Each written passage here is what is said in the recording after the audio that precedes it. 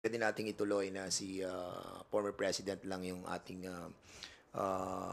guest 'no, resource person. But unfortunately, na-inform na yung mga resource person like for example, yung mga victims na luluwas na naman dito, siyempre yung pamasahe nila, tapos yung, accommodation as well. So, kanina, hindi pa naman, final yung pag-uusap namin.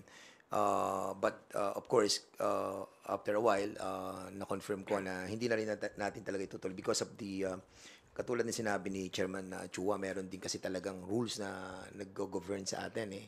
And we will be breaking our own rules at hindi magandang tignan yon. At kaya nga we decided na rin talaga na wag na ituloy. Kasi nga, ang premise din natin, ako ang premise ko rin naman, they will galvanize the situation that tayo yung umaatras doon sa pagdating niya.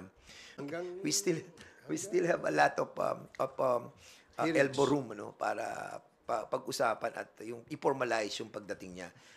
Wag po tayong biglain no at kasi nga hindi naman po isang tao lang nag-iisip dito eh. We have so many members and we have so many chairmen and we have to decide collectively.